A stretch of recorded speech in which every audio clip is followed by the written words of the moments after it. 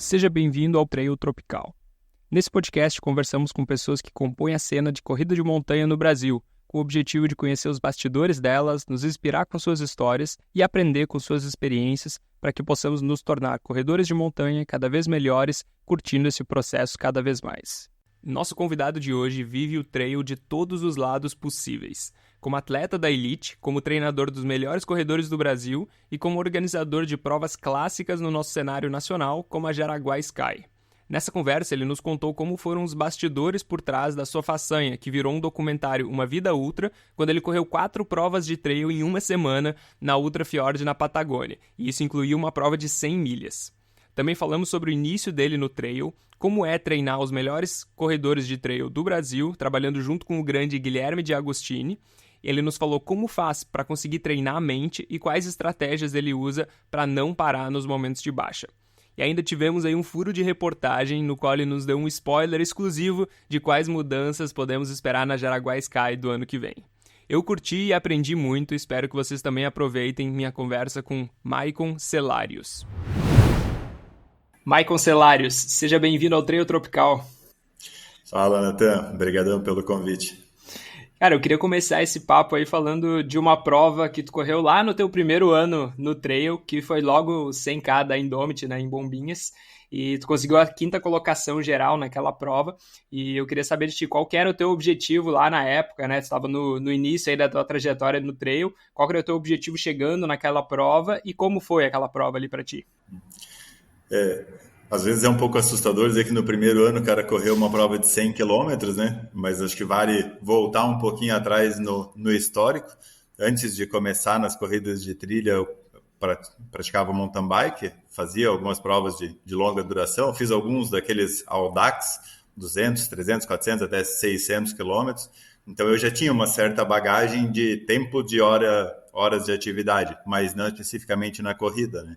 E aí comecei a treinar a corrida ali por 2013, 2014, e nas provas de treino em 2015, que daí foi Corupá 42 quilômetros no começo do ano, perdidos 45 ali em julho, e no final do ano já o primeiro 100K. E aí, como todo atleta iniciante, o objetivo de um primeiro 100K era sobreviver a ele, né? Conseguir terminar bem a prova. No final das contas foi bem melhor do que o esperado, né?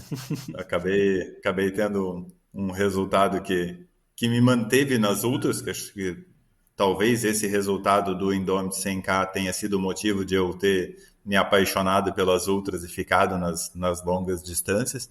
Mas consegui um 5º geral entrando num pódio que tinha Giliardi, Filipinho, Daniel Maier, foi bem... Carlos Magno, outro atleta, estava esquecendo do Carlos Magno.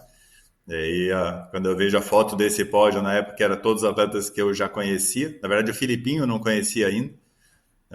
Felizmente, já pude estar com ele em várias outras provas depois. Mas foi bem, bem especial esse primeiro ano de trail. E como que foi essa prova aí pra ti, né? O teu objetivo era sobreviver só a ela, assim? Tu conseguiu ir manejando, né, tranquilo ali, sem quebrar até o final, assim? Ou chegou num momento ali que realmente não tinha mais perna? Cara, até os 70 quilômetros, mais ou menos, foi uma prova, tipo, bem executada, assim. Diria que se fosse uma prova de 70 quilômetros, eu teria terminado ela muito bem. Dos 70 para frente foi sofrido, assim, os últimos, vamos botar dos 75 para frente, os 25, 30 quilômetros finais foram bem sofridos, como era esperado, né? Treinando, já sabia que isso aconteceria, já tinha feito volumes de treino para entender a dor de não conseguir trotar, às vezes, em certos momentos, né? E até o trail era muito novo ainda aqui, a gente não tinha muito estudo, não tinha nada assim ainda em relação principalmente ao trail na longa distância, né? Mas acho que no final das contas foram poucos dias depois sem conseguir andar, então foi bom.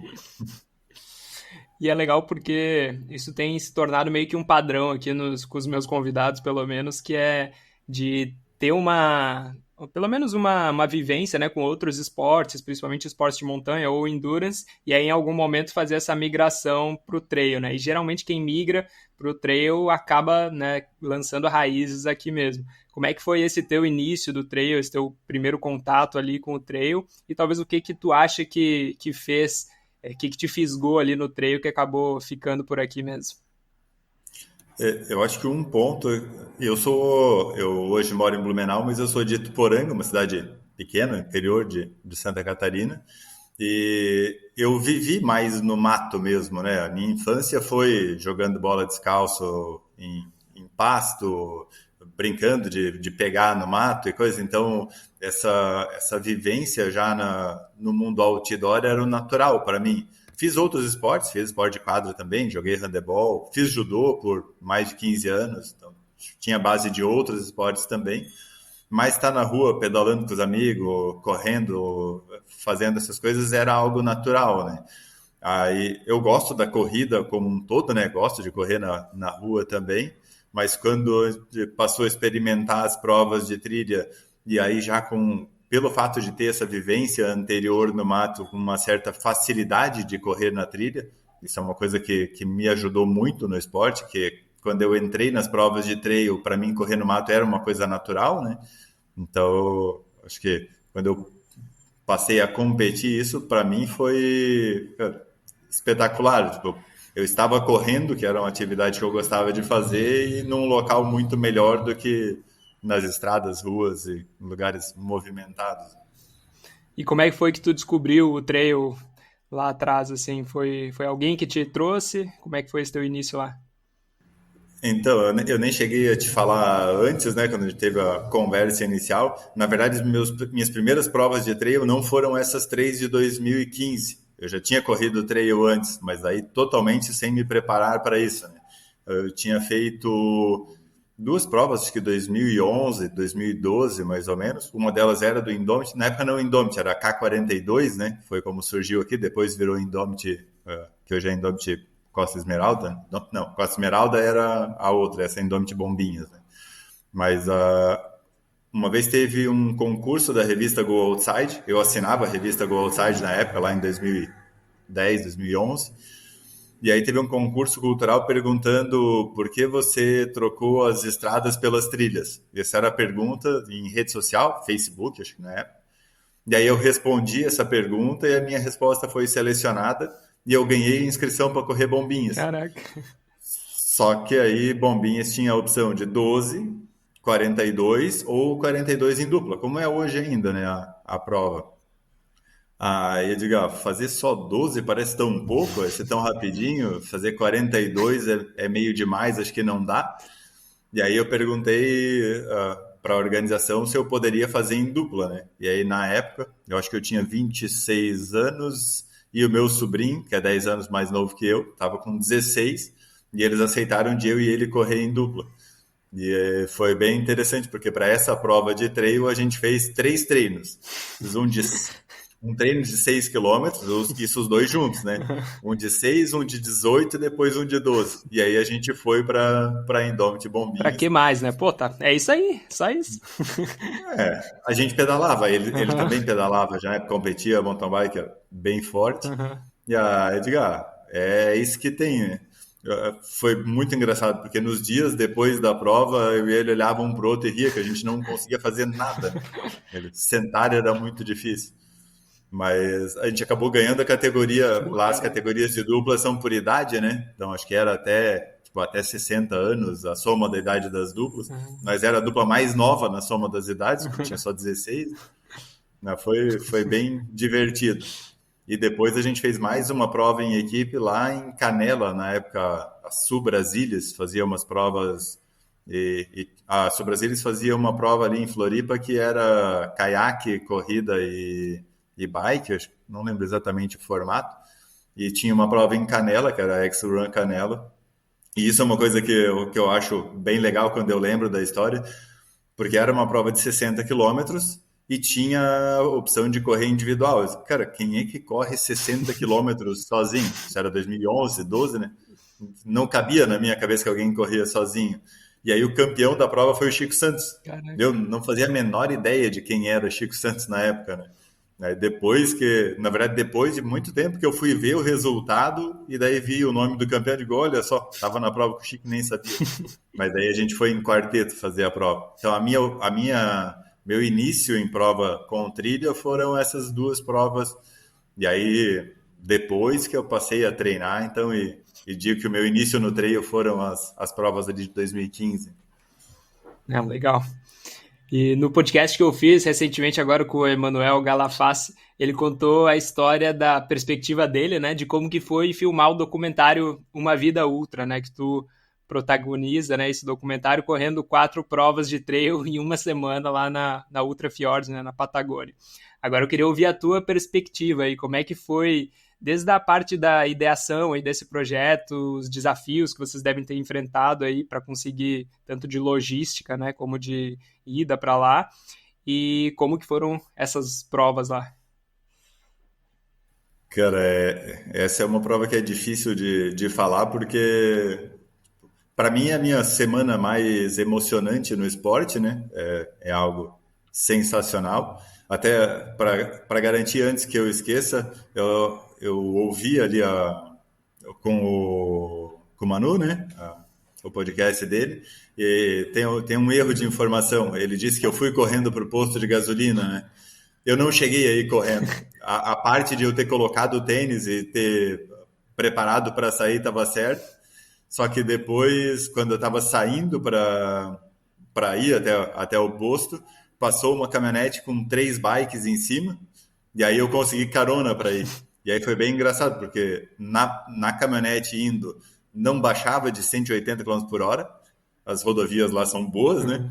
Eu digo, meu Deus, onde é que eu me meti para ir para o posto, né? E aí eu cheguei no posto e consegui carona com um casal de brasileiros, mais de idade, já que estava por lá fazendo, com um motorhome, né? Fazendo um passeio por lá. E esse casal me levou de volta daí até o carro com o combustível. Então eu escapei de correr uma quinta prova, né? Cara, mas só o fato de tu ter se proposto aí, se colocado à disposição para correr é o que chama atenção mesmo.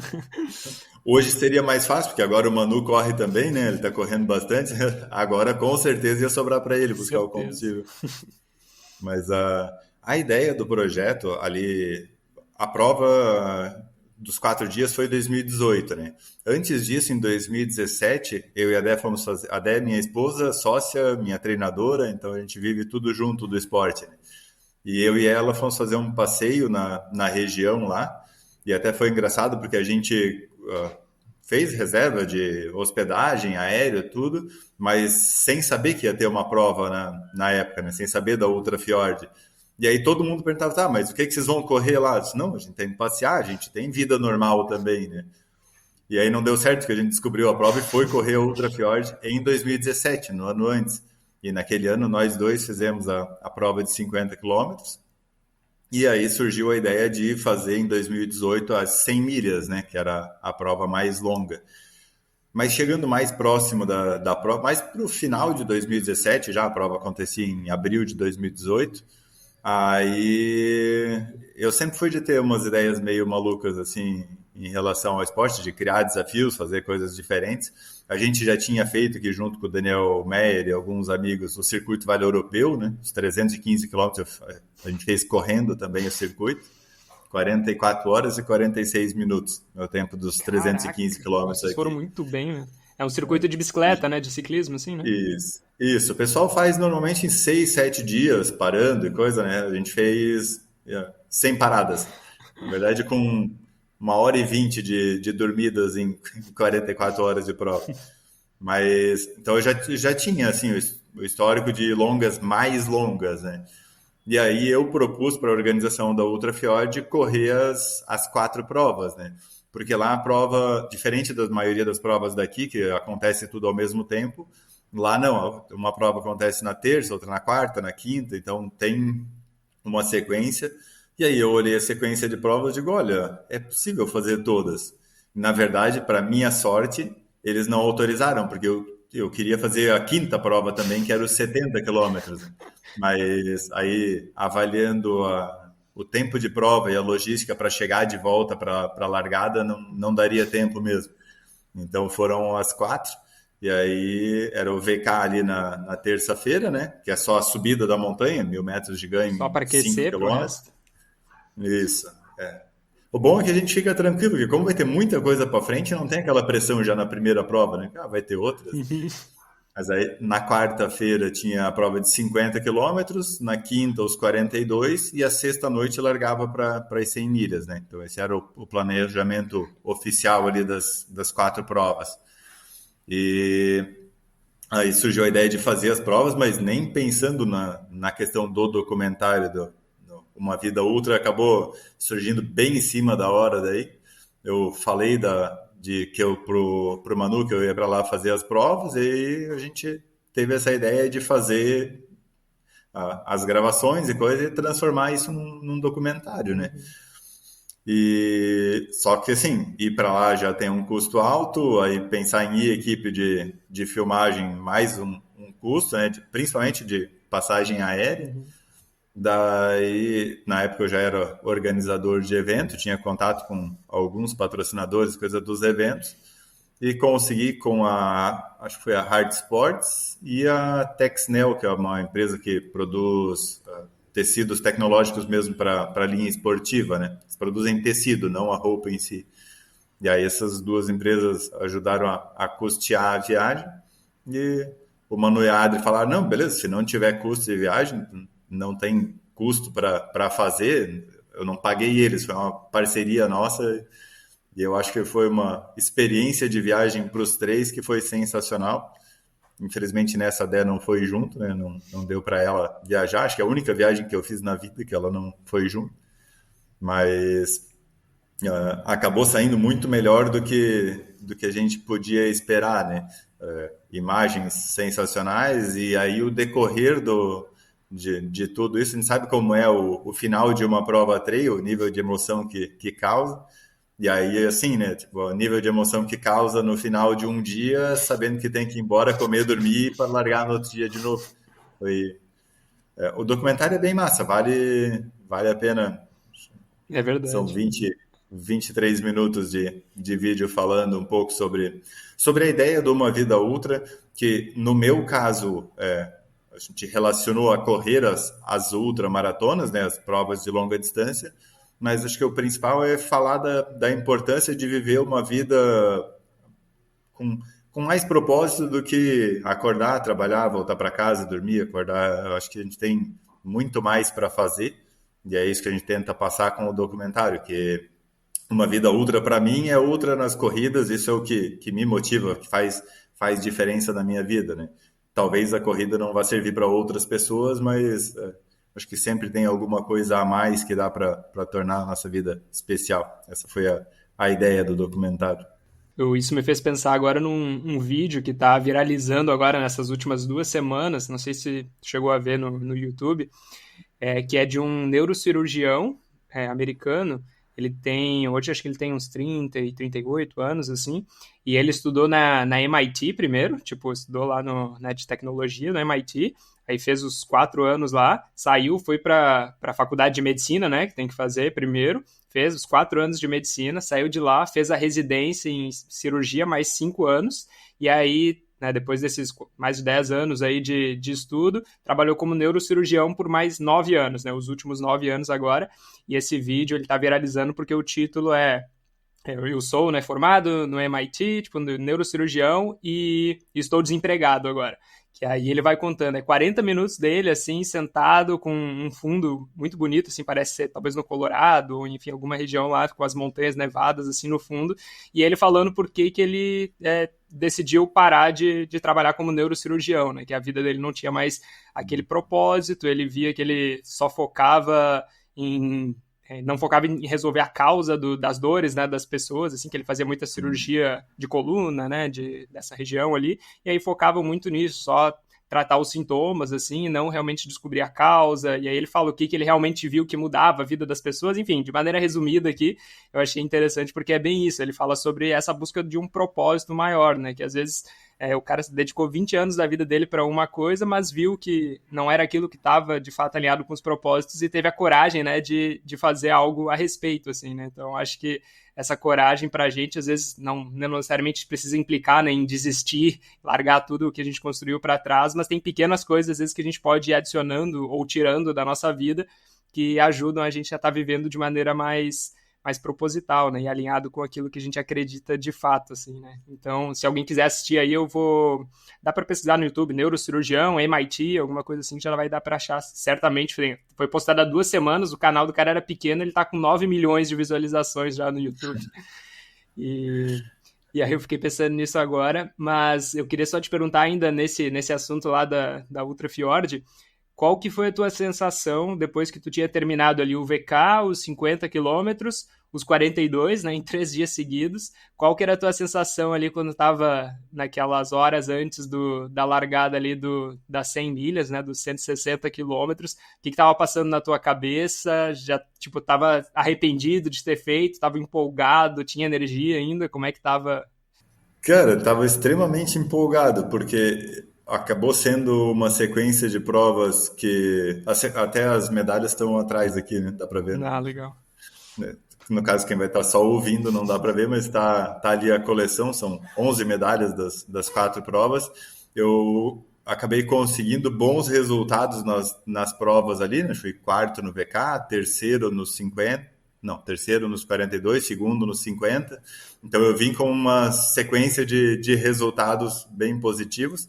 Até o 42 eu corri a maior parte da prova junto com o Fernando Nazário, né, que é conhecido do nosso meio, conhecido pelas provas na Patagônia, vive lá fazendo as provas do pessoal ali da Ultra Fjord.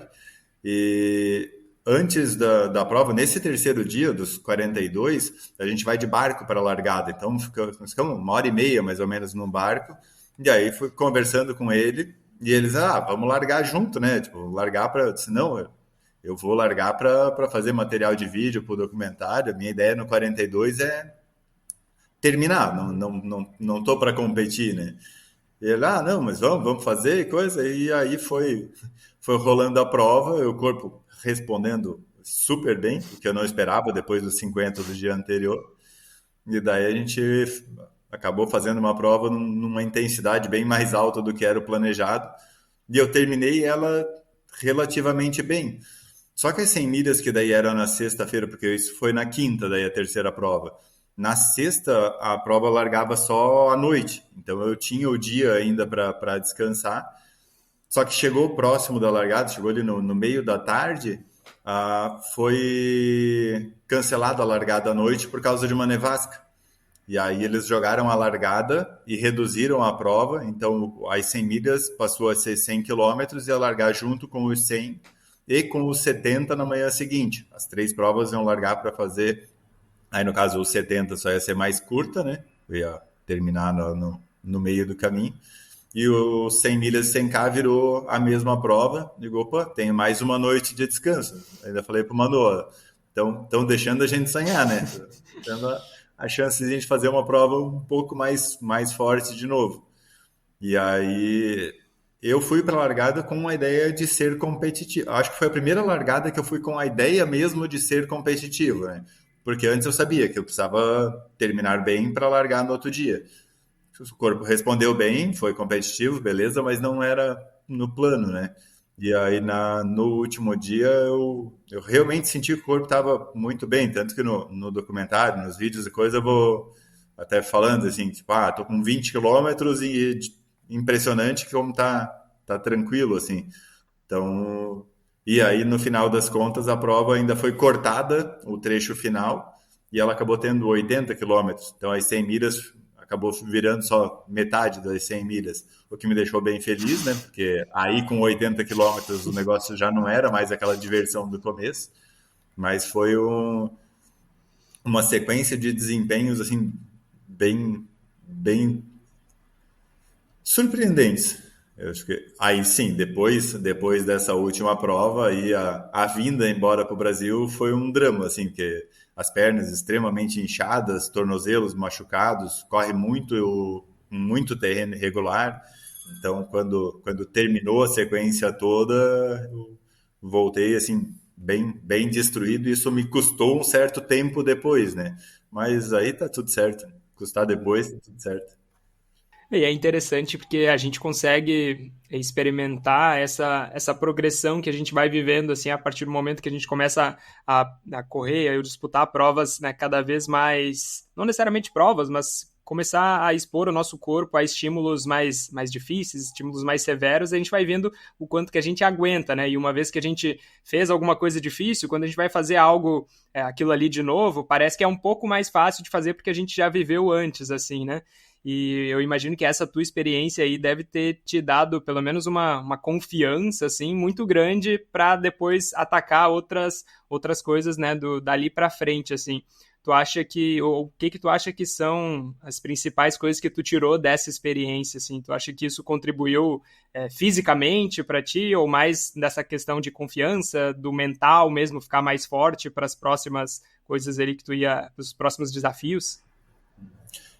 Eu sempre fui uma pessoa muito tranquila, então até a Dé sempre fala, é o Iceman, né? Porque não importa o que aconteça, tipo, faz tudo de. Não sou assim muito. Apesar de ser uma pessoa muito do emocional, mas esse tipo de experiência e coisa, óbvio, né? Quando termina lá, as choradeiras, o nível de emoção muito alto, mas eu acho que consigo lidar bem assim com as adversidades, com as coisas assim. Mas acho que o principal disso, e é uma coisa que eu insisto, que às vezes as pessoas perguntam, tá, mas para quê, né? Por que fazer essas longas distâncias? Por que expor o corpo a isso?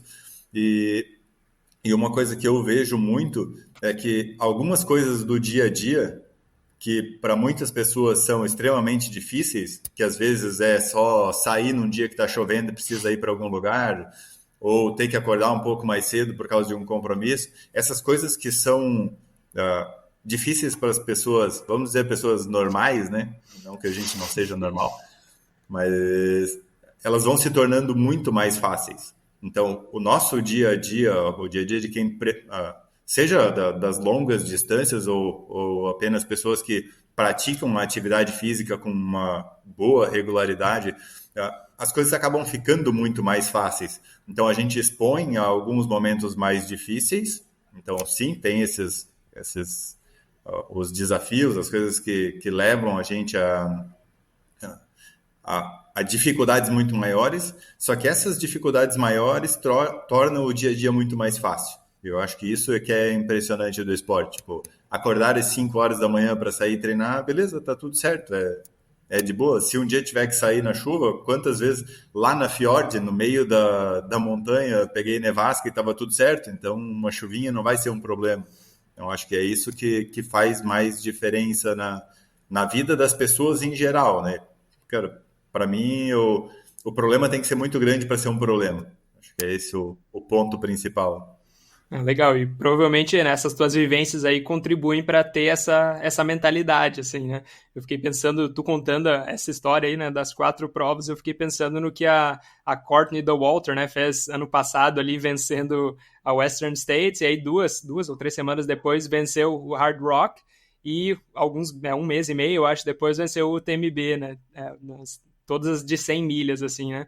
E aí esse ano, a princípio, ela só fez, né, o Hard Rock, né? E aí eu fiquei pensando como talvez a mentalidade dela iniciando aquela prova esse ano, pô, tá muito mais tranquilo, porque ano passado ela tava, né, provavelmente sem energia, cansada, e ainda já tinha em mente que já ia fazer o TMB ainda, então, tipo, a mente dela provavelmente estava muito mais sobrecarregada ano passado, e esse ano é só, né, entre aspas, o Hard Rock que ela tem que fazer, que ela fez, assim, né, e eu imagino que isso provavelmente contribuiu para ela conseguir, talvez, enfim, lidar com as pressões ali da prova de maneira mais tranquila, assim, né. Eu fico um pouco na dúvida sobre isso, porque vou falar pela minha impressão pessoal, falando de eu como atleta, e talvez sirva para a sequência de provas dela, obviamente, né? Cada um no seu nível. A Courtney ela é no feminino que o Killian é no masculino, né? Tem, é incrível ver ela em ação, assim, a mulher é espetacular. Só que o fato de fazer uma sequência de provas dessa, como para mim na Fjord, cara, a minha largada dos 50K e dos 42 foi muito tranquila. Talvez eu tenha executado muito bem por ter entrado nessa prova sem pressão. Porque é diferente. Eu vou lá para competir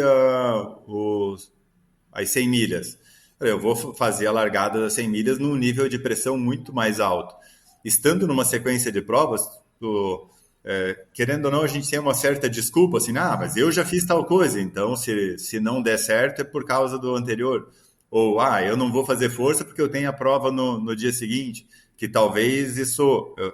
Claro, isso depende muito da característica psicológica de cada um, né? Talvez para ela a pressão por ganhar ou até fazer recorde continuava existindo, mesmo sendo uma sequência das três das principais provas do mundo. Mas eu acho que para mim é mais difícil ir para uma prova competitiva agora e largar estando ali descansado como um competidor normal da prova, do que foi ir para a Fjord e largar para que acabou sendo um desafio pessoal e não uma competição contra todos os atletas que estavam ali, né? Então eu acho que, claro, depende muito da característica de cada um, mas para mim é muito mais fácil sair para um desafio desse do que sair para uma largada de prova. Aí ela viveu isso, né, das duas formas, assim, né, ano passado fazendo isso, talvez sem a pressão ali, né, entre aspas, sem a pressão, assim, mas mesmo assim sem ter aquela pressão na UTMB ali, por exemplo, que é a última prova, ela podia ter, talvez tinha um demôniozinho ali falando na cabeça dela o tempo inteiro na prova, não, dá uma segurada, tu já ganhou 2 provas esse ano, né, tipo, já chegou até aqui e tal, cara, mas ela não tirou o pé, assim, né, foi até o final, só não bateu o recorde dela mesmo, assim, né, mas segurou ali o primeiro lugar, assim, e esse ano agora sem essa pressão ali, só fazendo hard rock, foi lá e ganhou e bateu o recorde também, o recorde que era dela, que ela tinha colocado, né, 2 anos antes também. Então, é uma mulher, assim, fora da curva total, assim, né, eu acho que a gente tem o privilégio, assim, de estar podendo, né, viver na mesma época que ela, porque não sei se teria alguém que vai fazer as mesmas coisas que ela está fazendo, não. Olha, é espetacular mesmo, assim. O fato de ganhar as três 100 milhas é muito fora, né? O nível... se levar para o ciclismo, eu quero ganhar a Volta da Espanha, Tour de France e Giro da Itália no mesmo ano. Cara, é muito difícil. Não. Eu acho que no masculino, eu acho que a gente nunca vê alguém fazendo isso, não. É muito difícil, assim. É que o nível competitivo total, assim, da prova no masculino acaba sendo maior, né? Então, a gente tem hoje um nível competitivo, isso é uma coisa muito legal que a gente está vendo no Brasil, o nível competitivo feminino aumentando muito. Antes era meio, foi uma prova, a gente sabe, é tal pessoa que vai ganhar, tem 2 pessoas competindo e hoje não. Isso no masculino, o nível competitivo ainda é maior, então é muito difícil que alguém... Se não entregar 100%, não vai ganhar, né? Diferente dela, que só bate recorde dela mesma. Ninguém está próximo, né? Eu comparei com o Kilian no masculino, mas hoje ela, no feminino, tem mais vantagem do que o Kilian tem no masculino, né? Ele tem vários atletas na cola dele, pegando ele quando ele não estiver no 100%. Ela hoje tem que quebrar muito para a segunda mulher chegar, né? E, Michael, tu vive o trail aí de todos os lados, né? Como atleta, como treinador, como organizador de prova e organizando, inclusive, na Jaraguá Sky, que é uma das provas mais competitivas, uma das mais conhecidas aí no nosso cenário hoje. E eu imagino que seja um desafio, né? Muito grande aí conseguir fazer esse malabarismo aí de ter essas funções aí que acabam sendo bem diferentes, por mais que estão aí na mesma área de atuação. E eu queria mais especificamente falar, né, de ti como organizador de provas, sobre a Jaraguá, sobre as outras provas que vocês organizam, assim. Como que surgiu a ideia de começar a organizar essas provas? Como é que foi isso lá no início e como que tem sido essa trajetória aí da UT? A UT ela surgiu no final de 2015 com o primeiro evento no começo de 2016, né? Até quando surgiu era Ultra Trail Rota das Águas, não Ultra Trail Eventos, porque era uma prova só, que na verdade 2 sócios nossos que iniciaram ela, que procuraram a gente para iniciar o projeto, né? Maurício Pamplona e Márcio Maciel. Márcio, na época, já organizava meia maratona do Bela Vista, que é uma das mais tradicionais, das meias mais antigas do Brasil, até que continua existindo. Maurício Pamplona, amigo, conhecido das corridas também. E aí eles procuraram eu e a Dé para que a gente iniciasse o projeto Organização de Eventos. A gente topou o desafio, e aí com o plano de fazer uma corrida em Gaspar, que é a cidade onde os dois moram, né, que é do lado de Blumenau. E aí a gente fez a Rota das Águas ali no começo de 2016, só que deu tão certo que a gente... Não, pô, nossa região é muito boa para a gente fazer uma prova só, né? E aí no mesmo ano a gente já fez mais uma prova em Indaial, outra cidade vizinha, e uma prova que era para ter sido em Blumenau, acabou sendo Gaspar também no final do ano. Então, já no primeiro ano, a gente fez 3 eventos, e a partir de 2017, aí a gente criou um circuito mesmo, eram 4 provas, que tinham uma premiação final das 4 provas, que incluiu uma prova em Rio dos Cedros, né, Extremo Inter. Então, o início da UT foi assim. Hoje, nenhuma dessas provas a gente vai fazer no ano de 2024. A gente acabou mudando alguns caminhos assim da organização, exatamente pelo motivo de ser também atleta e treinador de trail, né? Não dava para a gente tocar 4, 5... A gente chegou a fazer 9 eventos, acho que em 2018. E aí, não, vamos dar um passo atrás, porque a gente precisa ter mais tempo, mais vida fora dos eventos, né?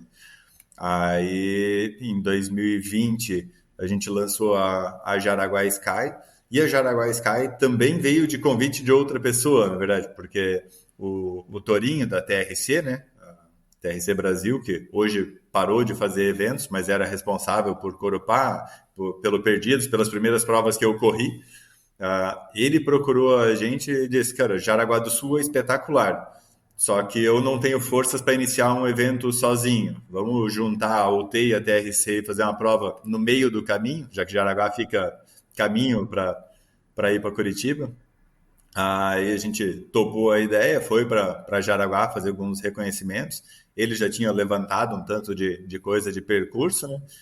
E aí, quando a gente foi para Jaraguá e viu que a montanha está colada no centro da cidade, com um parque de eventos gigante ali para receber a estrutura, para ter uma boa base, acesso muito fácil, 1 hora do aeroporto de Joinville, de Navegantes, então tudo caminhou para que fosse um evento esportivo, porque a gente sempre fala que existem 2 tipos diferentes, existem as provas, né, que é aquela corrida que o cara vai lá, monta a estrutura, corre, vai embora, acabou, basicamente feita para o atleta ir curtir a trilha, e o evento que daí é para ter uma movimentação realmente de mais coisas além disso, né, e Jaraguá permite o evento por isso, tem uma estrutura muito boa, e ao mesmo tempo colado na trilha, porque a nossa ideia é correr na trilha e não ficar correndo na rua, né.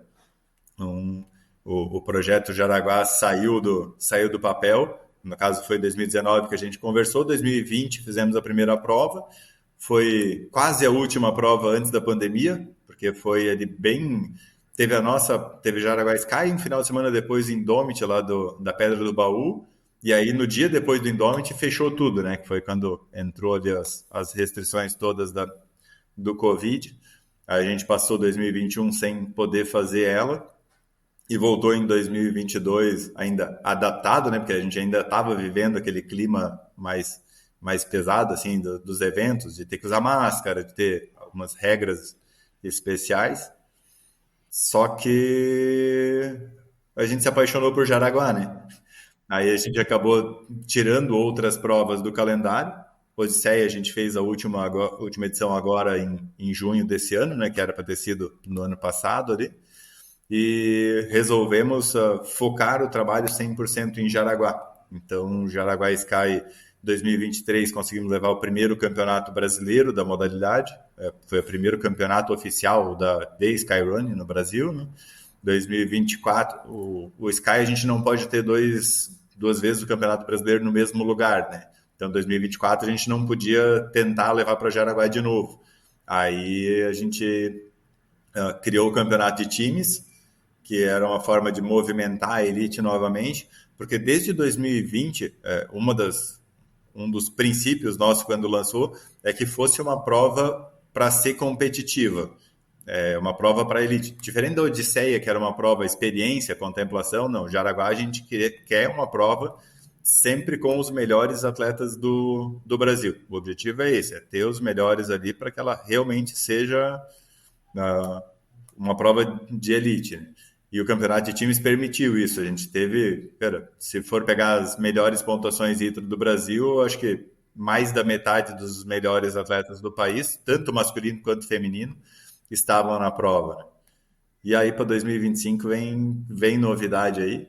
Eu não posso contar exatamente o que é ainda, mas até ontem a gente teve uma reunião final para ajustar algumas coisas do projeto. Mas 2025 vai ter o Atleta DNA. Jaraguá Sky a gente fala que é o DNA do céu e da terra, né? Porque o objetivo do Sky é sair da terra e ir para o céu o mais rápido possível, né? Do pé ao topo da montanha. E aí a gente vai ter o Atleta DNA na edição de 2025, que logo, logo o pessoal vai ficar sabendo nas nossas redes sociais. Esse é o furo de reportagem, então, aí que tu consegue trazer já um spoiler aí do que vai ter de diferente ano que vem. Vamos movimentar Jaraguá por mais dias. Pô, boa. Curioso aí para saber, cara. Não vai ser lançado logo, assim. Não vai deixar o pessoal ansioso demais, assim. Em pouco tempo a gente mata a curiosidade. Mas é um projeto. De novo, a gente quer que a elite do trail seja valorizada. O esporte, eu acho que tem vários caminhos para se melhorar o esporte, fazer com que ele cresça. E o alto desempenho é um dos caminhos. Porque o tênis mudou muito depois que surgiu o Guga. O tênis no Brasil, antes de Guga e depois de Guga, é outra história. O boxe com o Popó, o mountain bike com a Vancini. Então, a gente vê que essas referências criadas no esporte fizeram o esporte crescer. Então, eu acho que valorizar quem é a referência é uma das metas nossa como organizador, né? É claro que aí tem todo o resto, né? A gente precisa aumentar o público, a gente precisa valorizar a mulher na trilha. Hoje as provas têm em média 30%, 35% de mulheres contra 65%, 70% de homens. A gente tem que entender por que isso acontece. É um dos trabalhos que a gente faz em Jaraguá, né? O ano passado a gente teve uma campanha junto à Stoneway, que era o Juntas e Bravas. É um projeto que vai continuar também. A gente tem vários meios, a gente leva palestra para dentro de escola para que a gurizada fique sabendo. Então, tem muitos caminhos, mas um deles é valorizar a elite. Então, 2025 vai ser o ano de valorizar um pouco mais ainda a elite. Isso vai envolver dinheiro também, porque é importante. O cara treinar tem custo, né? A gente sabe que não é barato se manter no esporte. E não faz sentido o cara que é a nossa referência no esporte ter que ficar tirando do bolso para isso. Que legal, cara. Eu acho que isso é uma das coisas que realmente mais faz com que o nosso esporte não esteja, talvez, pau a pau com a galera da Europa, dos Estados Unidos. É esse incentivo financeiro mesmo, assim, né? Sendo bem sincero, assim, porque quando a gente consegue ter um apoio ali, pelo menos para conseguir treinar, a gente consegue dedicar muito mais tempo, né, para isso, a gente consegue dedicar mais do nosso descanso, né, para isso também, que a gente sabe que é importantíssimo no esporte também. Então, acho que tendo esse incentivo, né, e agora a gente tem dado passos, né, em direção a isso, com o campeonato da CBAT, né, o pessoal vai poder agora aplicar para tentar a Bolsa Atleta, então isso provavelmente é uma das coisas que vai ajudar bastante aí para a gente estar chegando cada vez mais perto do nível que os caras têm aí na Europa, nos Estados Unidos, assim. É uma das coisas que, pô, às vezes é fácil da gente conseguir, né? Porque às vezes tem gente que quer investir dinheiro nisso, né? Tem empresas que querem botar uma grana nisso, mas às vezes não sabe como também, né? Então é uma coisa que a gente precisa, né, juntar aí às vezes a fome, né, que alguns têm, a vontade de comer, e eu acho que esse trabalho que vocês estão fazendo, que eu nem sei direito o que é, mas como vai influenciar nisso, eu acho que vai agregar muito aí para nossa modalidade, com certeza. O nosso esporte está muito longe de ser um esporte profissional, né? A gente não tem atletas profissionais de trail, alguém que viva realmente 100% do trail. Por mais que alguns atletas hoje já consigam ter algum retorno, mas dizer, não, eu vou acordar, treinar, tomar café, treinar, voltar a descansar, sair treinar de novo, jantar, isso não é realidade nossa. Vida de atleta não é realidade no nosso esporte ainda. E para isso se tornar realidade, o trail precisa ser mais visto. Porque como a gente vive no meio do trail, às vezes acha que o trail é muito grande, né? Pego minha rede social, só aparece coisa de trail.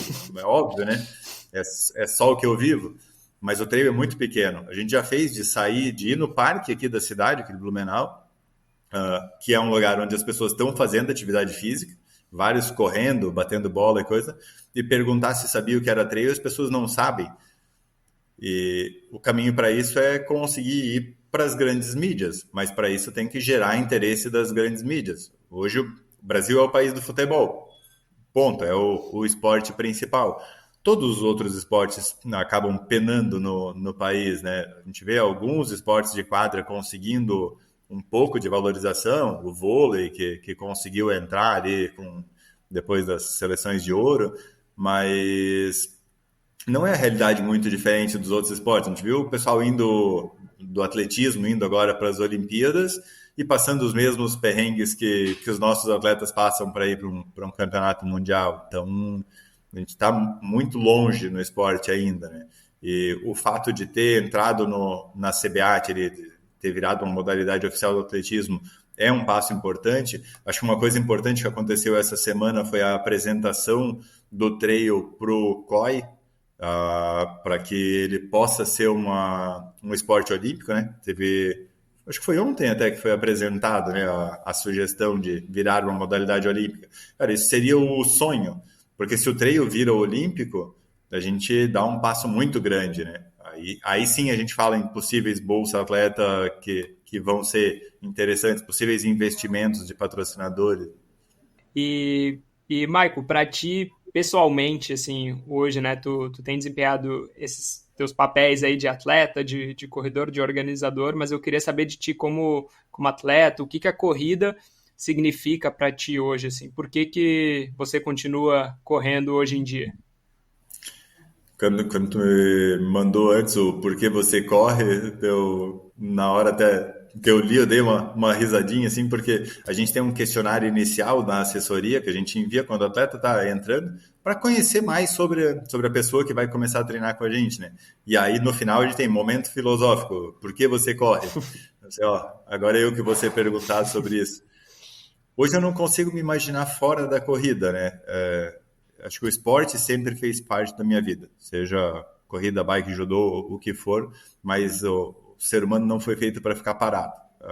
Então eu sempre vivi dentro do esporte e esses últimos praticamente 10 anos, especificamente dentro da corrida de trilha, eu posso dizer que hoje o trail é a minha vida como um todo praticamente, porque meus amigos são atletas de trail, no meu trabalho é isso, a minha esposa corre trail e é minha treinadora também, então eu vivo dentro do mundo corrida em trilha 100% do tempo, então é até meio difícil responder, porque para mim o trail é basicamente a minha vida, né?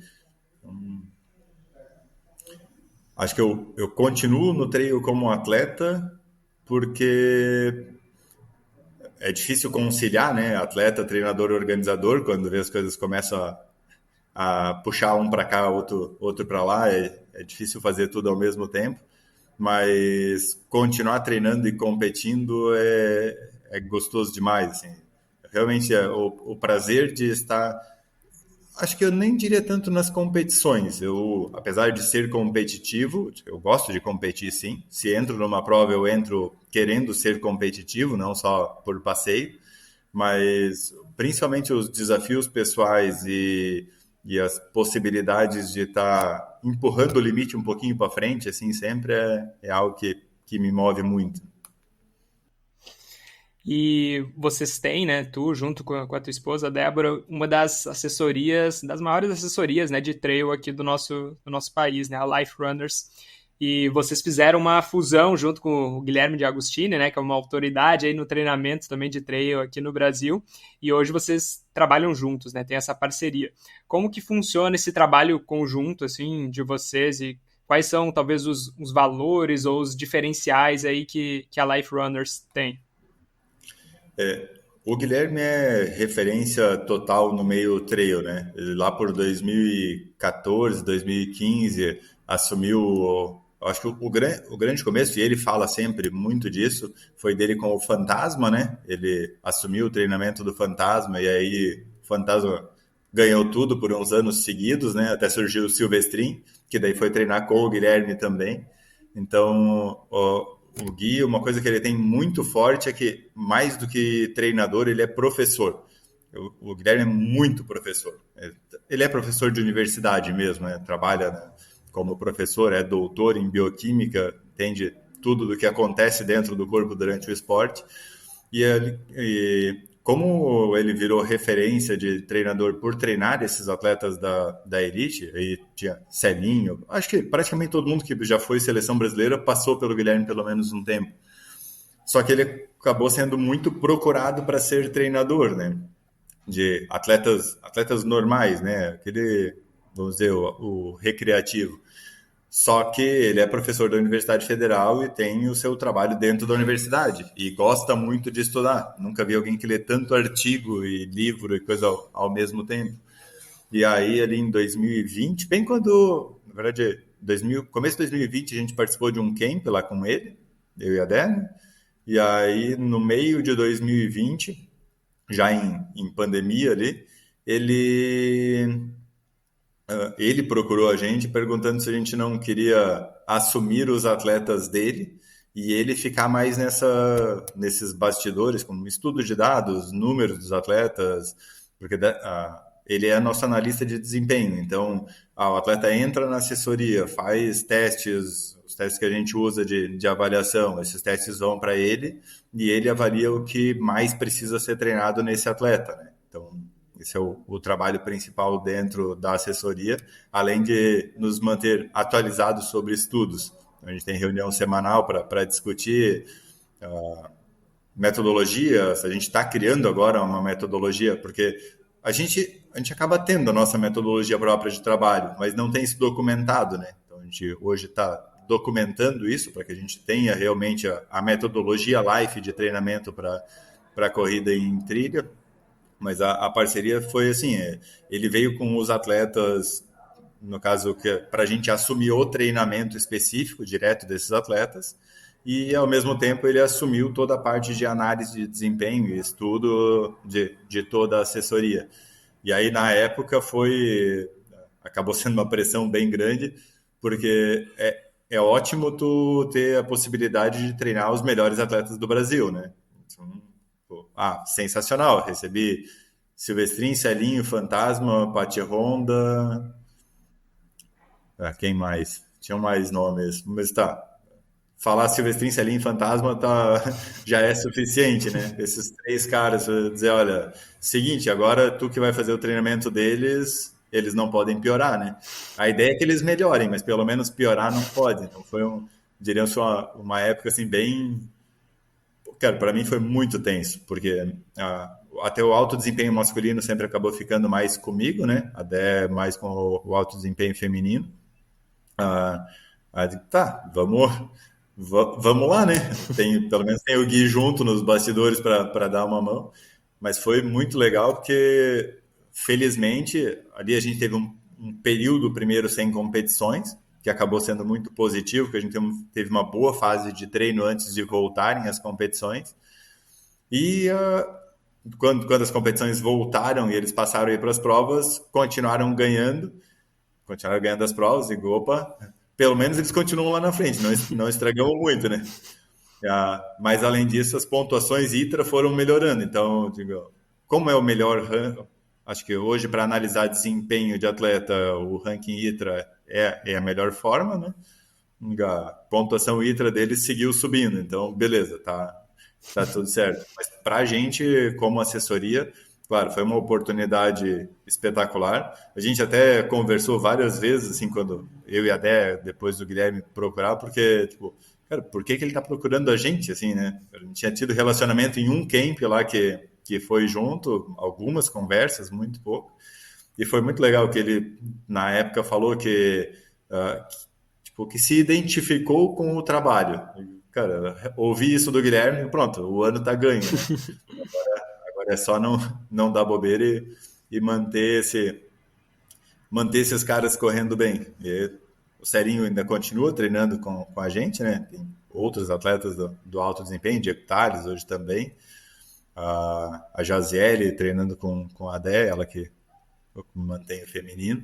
Mas essa fusão com o Guilherme, para a gente foi diríamos que, o orgulho pelo convite e, ao mesmo tempo, a maior pressão que a gente já sofreu como assessoria, né? A Life era uma assessoria mais regional até a época, né? E aí, como surgiu a pandemia, as coisas, praticamente tudo foi para o online, a gente acabou, tanto que a gente nem tem mais grupo de corrida presencial, até encontra algumas pessoas aqui, tipo, marca alguns treinos junto, coisa, mas o treinamento em si é 100% online, né? E isso foi uma coisa que a pandemia permitiu, e para a gente foi uma mudança total, assim, da assessoria. Hoje, nosso foco é em treinamento individualizado, não trabalha com grupo. E perguntou sobre questão de diferencial da Life, o que a gente faz de diferente. Acho que não tem muita invenção. A gente trabalha muito em cima de três coisas que eu sempre digo que são a base do treinamento de qualquer pessoa, seja ela da elite ou seja ela pódio categoria, finisher, o cara que briga para não ser cortado. Acho que tem três coisas extremamente importantes para fazer com que essas pessoas cheguem a seus resultados. Primeiro, tem que ter conhecimento teórico, e isso é algo que a gente insiste muito. Para ser treinador da Life precisa estudar, tem que entender de tudo que está por trás do treinamento que vai ser passado. O segundo ponto é o conhecimento prático da modalidade. Então, hoje a gente tem mais um treinador com a assessoria, o Eduardo, que trabalha com a gente também. E quer ser treinador de trail? Beleza, vai correr prova de trail. Porque tem que entender da modalidade como um todo. Tem que ir para o Perdidos, que aconteceu há 2 semanas atrás, e pegar aquele trecho de lama e entender por que o teu atleta não rendeu num trecho. Cara, beleza, agora eu sei o que é ficar atolado no topo da Araçatuba, num local onde normalmente seria muito corrível. Então, ter esse conhecimento prático da modalidade, entender o que o corpo sente, não só saber na teoria, mas entender é muito importante. E o terceiro ponto, além do conhecimento teórico e prático da modalidade, é entender mais de pessoas. A gente chama de empatia, né? É tu conseguir entender quem é a pessoa que está no outro lado te procurando para fazer o treinamento. Porque fazer uma planilha de trail é muito fácil. Cara, se eu quiser montar planilha para 500 pessoas no mês, eu monto planilha para 500 pessoas. A prova é de tal distância com tal altimetria, eu monto um plano geral ali para o cara fazer a prova. Mas entender que para o Natan, que é solteiro, mora sozinho e trabalha 4 horas por dia é uma coisa, eu só chutei um monte de coisa, tá? E que para outra pessoa que é casado, que é empresário, que vive viajando o tempo todo e não tem local fixo, que mora no Cerrado e não tem montanha, ou que mora em São Bento do Sapucaí e não tem plano, entender essas coisas, entender um pouco do que a pessoa tem de perfil psicológico mesmo, isso faz muita diferença. Uma coisa que eu digo sempre, se eu e a Dé brigar, esquece, o Michael atleta não existe mais. Se a gente... bodamos, estamos de mal essa semana e eu tenho competição no final de semana. Vai ser uma desgraça, porque eu, Maicon, nessa situação, não vou correr bem. Não adianta, não funciona. Já tem atleta que, se brigar com a namorada, com a esposa, com quem for, é a melhor notícia, porque daí o cara fica nervoso, estressado, vai, descarrega tudo e rende maravilhosamente bem. Então, de nada adianta tu conseguir saber da teoria, saber como funciona estar lá na prática, mas não saber quem é a pessoa que tu está atendendo. Então, isso eu acho que é o ponto principal nosso de trabalho. A gente precisa saber quem está do outro lado. Saber que se o cara perdeu um treino é porque realmente era impossível para ele fazer. ou dependendo quem é a pessoa, se perdeu o treino é porque não deu vontade. Todo esse conhecimento vai conseguir direcionar muito o trabalho, até para dizer para o cara, faz ou não faz uma prova. A gente já perdeu o atleta por dizer para não fazer prova. Ah, eu quero correr tal prova, tal distância. Não, você não deve se preparar para isso. Ah, mas dá para fazer. Se com segurança não dá. Então vou procurar outro treinador. Beleza? Se outra pessoa quiser assumir o risco, mas a gente trabalha sempre de forma muito clara com o nosso cliente, nosso atleta. E até por isso a gente tem atletas treinando com a gente. A DEA já tinha assessoria há muito antes, né? Como grupo de corrida, ainda como grupo presencial, mas tem atleta que está com ela há 13, 14 anos. Então, isso para a gente faz toda a diferença. Porque eu não quero receber alguém, preparar para uma prova, terminou a prova, cara, beleza, obrigado. Não, eu quero que a pessoa fique e continue vivendo o esporte por muito tempo. Porque para a gente o que vale, no final das contas, todas as pessoas que procuram a gente procuram porque querem ser felizes no esporte. Ser feliz no esporte pode ser terminar bem, pode ser conseguir brigar por uma categoria, pode ser o melhor brasileiro, pode ter vários motivos. Mas no final das contas, todo mundo quer se sentir feliz com aquilo que está fazendo. E aí a gente tem uma certa responsabilidade sobre a vida da pessoa, né? Porque está mexendo com, às vezes, o que a pessoa tem de mais importante para ela, né? Que é o momento fora da vida geral. E, Michael, para a gente ir se encaminhando aí para nossas perguntas finais aí, que eu já estou te segurando, é quase uma hora, eu queria saber de ti, e aí tanto como treinador ou como atleta, nem sei se dá para fazer essa separação, né, quando vai responder, mas para você, o quanto por cento do trail é um esforço físico que a gente está fazendo ali e o quanto é um esforço mental na hora da prova, assim? Você consegue mais ou menos fazer essa separação? Isso é um assunto que tu pensa também? O que tu diria se tivesse que ser um pouco objetivo aí na resposta dessa pergunta? Eu, eu acho que é extremamente mental, só acho que muitas vezes é trabalhado a questão mental de uma forma um pouco errada no meu ponto de vista. Eu não sou muito a favor do mundo coach e esse negócio de vai que dá, se a sua cabeça for forte, você termina. Eu acho que não é bem assim que funciona. Eu acho que uma pessoa consegue preparar seu lado mental preparando o seu lado físico. Quando tu vai encarar uma La Mission, próxima prova das provas principais que tem pela frente agora, o cara vai correr La Mission 80 quilômetros. Ah, não, mas a minha cabeça é boa, minha cabeça é forte, eu termino ela. Não é assim que funciona. Para isso a gente passa por meses de preparação para ela. E quando tu consegue sair num final de semana, correr 4 vezes em 2 dias, ou, correr sábado de manhã, sábado à tarde, domingo de manhã, domingo à tarde, 20 quilômetros em cada treino, um monte de altimetria, aí tu fez 3 treinos, tem que sair para mais um para fechar o que precisa. É esse tipo de coisa que faz o nosso mental ficar forte. Então é só isso que às vezes eu não gosto muito da forma com que é trabalhado, principalmente no meio rede social, assim, em geral, né? Ah, não, você não treinei o suficiente, mas a minha cabeça é boa, vai que dá. Não é assim que funciona. A cabeça é extremamente importante. E muitas vezes a pessoa está preparada mesmo e não conclui, não consegue terminar por causa da parte psicológica. Mas, na minha opinião, o físico é o que manda mais. O psicológico deve ser treinado pelo físico. Eu acho que a cabeça fica forte quando o corpo fica forte. E tu tem alguma estratégia que tu utiliza ou tu ensina aí para os teus alunos para estar passando por esses momentos de baixa, principalmente numa prova, né? Principalmente as provas mais longas, assim, né? A gente eventualmente não, certamente vai acontecer em algum momento, assim, de tu começar a se questionar o que eu tô fazendo ali e tal. E tem alguma estratégia que tu utiliza pessoalmente, assim? Cara, acho que o principal ponto é não tomar decisão no momento ruim. Então, pô, entrou num momento de baixa, tá ruim, tá com dor, alguma coisa que não tá te deixando seguir.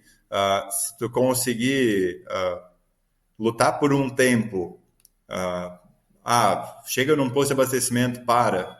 Se vai parar a prova, perder 20 minutos não é nada, né? Melhor perder 20 minutos lá sentado, comendo, pensando e coisa, e deixar o corpo se sentir melhor primeiro e não tomar decisão por impulso. E aí eu posso falar na prática, porque eu já fiz isso.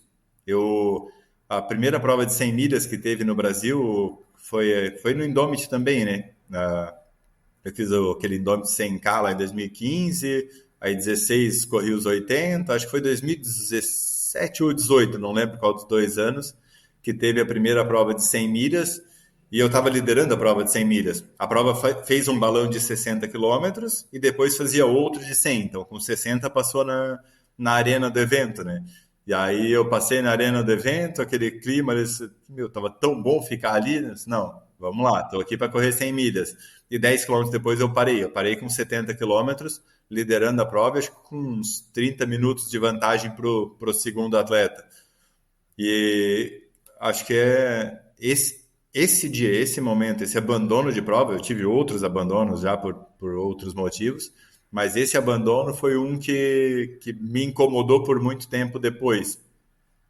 Até acho que não foi 2018, foi antes, porque eu acho que foi 2017, que daí foi o primeiro ano que a gente fez o circuito Vale Europeu completo, que a certa raiva de ter parado naquela prova se motivou a fazer os 315 do circuito Vale Europeu. Ainda serviu para alguma coisa, mas é uma coisa que me incomodou por muito tempo. Com certeza me incomodou muito mais do que a dor que eu estava sentindo durante a prova, porque eu estava preparado para fazer as 100 milhas, eu estava fisicamente bem, e ali a cabeça que não deixou continuar. Então, se eu tivesse sentado naquele posto de abastecimento, esperado, acho que foi uns 30 minutos até que chegou o próximo atleta, e largado junto com ele de volta, talvez eu tivesse sido finisher da prova, ter terminado bem ela. Então, acho que não tome decisões nos piores momentos. E tu tem alguma coisa, alguma abordagem ou algum método de treinamento que tu usa que tu considera não convencional, assim? Que talvez é diferente do que a maioria acaba fazendo, assim? Tem alguma coisa que tu consegue pensar aí que se difere do que, talvez, do senso comum aí, seja num treinamento, seja numa abordagem de prova, estratégia? Eu acho que não tem nada, que às vezes as pessoas acham que existe algo miraculoso que vai entrar na assessoria e tem uma fórmula mágica que vai resolver as coisas, e eu acho que não, que são realmente detalhes, pequenos detalhes que vão fazendo a diferença. Primeiro, tem que saber 100% da prova que a pessoa vai fazer. Normalmente as pessoas procuram a gente porque querem fazer tal prova, né? A maioria chega na assessoria dizendo: estou inscrito em tal prova, preciso chegar lá bem. Não é o ideal, mas é como normalmente começa o processo. Mas o objetivo final quase sempre é uma prova. Então, quando eu falo saber sobre a prova, é saber realmente sobre a prova, né? Não é saber distância, altimetria e a data da prova. É saber muito mais que isso. Tem muita informação importante. E saber tudo do atleta. Quando tu sabe as duas coisas, entendendo de treinamento, é só aplicar o que precisa para que essa pessoa consiga melhorar os seus pontos fracos. Porque às vezes o atleta é um excelente corredor, mas é ruim na trilha. Aí eu preciso fazer com que ele se exponha mais à trilha. E isso vai ser suficiente para que ele perca um pouco de medo e vai ganhar muito tempo lá na frente. Às vezes o cara é um excelente trilheiro, é um péssimo corredor e vai para as provas de trilha e se coloca bem na prova.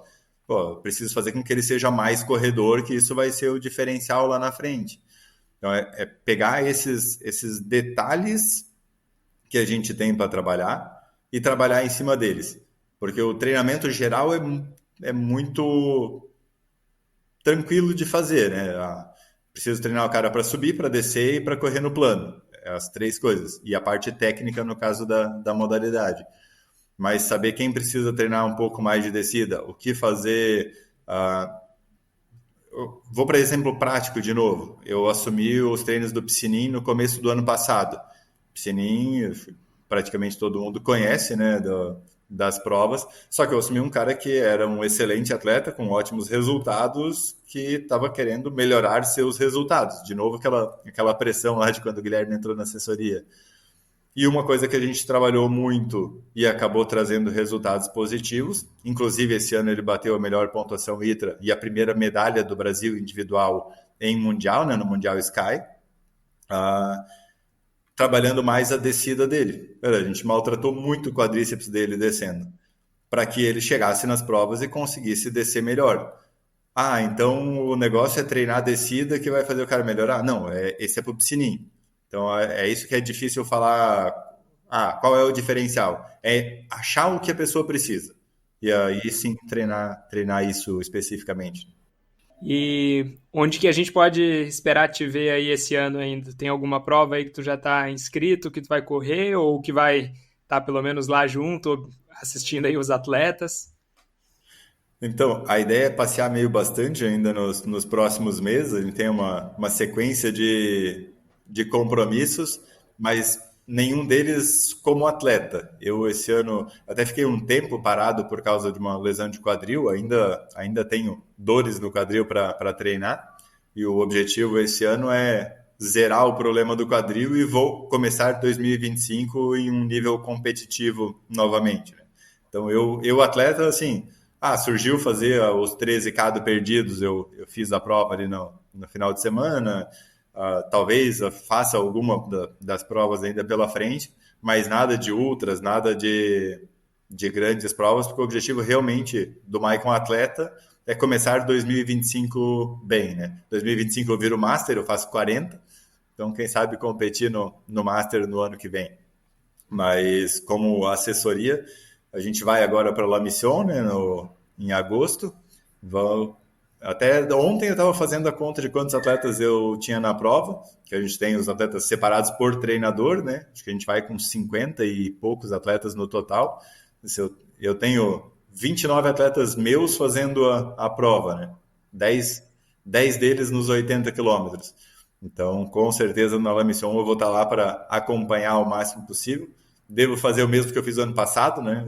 Antes de largar a prova longa, eu subir até o capim amarelo para ver a passagem dos atletas, que aí a gente consegue dar um oi ali no meio da prova.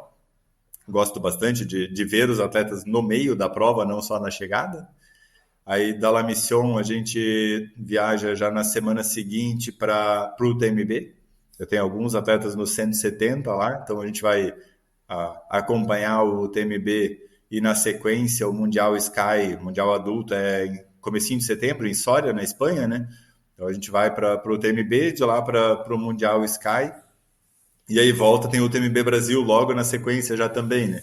Então os próximos 60 dias vão ser bem corridos como treinador e também como técnico da seleção Sky, né? Que eu e a Dé somos... A Dé hoje está mais de dirigente de todas as seleções, juvenil, master e adulto. O Master e o Juvenil já foram os mundiais, né? Agora só tem mais o Mundial Adulto esse ano, e daí eu e o Felipe Ferrari estamos lá de técnicos no comecinho de setembro. E aí o TMB ainda não está com viagem comprada, o TMB, no caso, Paraty, né? Mas a gente vai estar com bastante atleta também, então é bem provável que eu dê um jeito de ir para lá ainda também. Aí a gente dá uma sossegada, eu acho que só tem a Monza em novembro, que a gente sempre acompanha a noite inteira, né? A gente até brinca que a gente compete com a revista Trail Running na transmissão da prova. Acho que a Life tinha transmissão maior do que a da revista. Pô, legal. Cara, Maicon, brigadão aí pelo teu tempo, cara. Foi muito legal poder conhecer mais da tua história aí, das tuas vivências no trail, né? Nesses 3 âmbitos aí que tu acaba atuando no esporte, e muito obrigado aí pela tua disponibilidade. E tem algum lugar aí que tu gostaria de encaminhar as pessoas que querem saber mais sobre ti ou sobre a Life Runners, para onde que as pessoas podem te achar aí? Hoje o jeito mais fácil de achar é via Instagram, né? Então a gente tem o Instagram da assessoria, o @LifeRunnersBrasil. O meu é o meu nome mesmo, Maicon.Celares. E aí a gente tem os dois da organização de eventos, que é o UT Eventos, que é o geral, né, de de todas as provas, e tem o @JaraguaSky, que é específico do nosso principal evento hoje em Jaraguá do Sul. Beleza, e aí nesse Jaraguá Sky, mais especificamente, aí é onde o pessoal vai logo saber mais aí sobre as mudanças aí que estão programando aí para o ano que vem, né? É isso aí, ali a gente já está postando algumas coisas, né? Já teve o Save the Date, que a gente confirmou a data após a Páscoa, em 25 e 26 de abril, mas logo tem, cara, tem coisa massa surgindo. Eu fico inventando essas coisas, a Dé aceita e a gente... É isso aí, boa. Obrigadão aí, Maicon, valeu. Cara, brigadão pela oportunidade de conversar um pouquinho de trail. A gente gosta um pouquinho disso. Muito obrigado por ouvir mais esse podcast. Se você curtiu, por favor, nos avalie com 5 estrelas no seu aplicativo de podcast. Isso nos ajuda muito a ser encontrado por mais pessoas que estejam procurando conteúdos como esse e contribui para o crescimento do trail no Brasil. Se quiser nos acompanhar no Instagram, é só pesquisar por Trail Tropical Podcast e nos vemos por lá. Até o próximo e se divirta nas montanhas.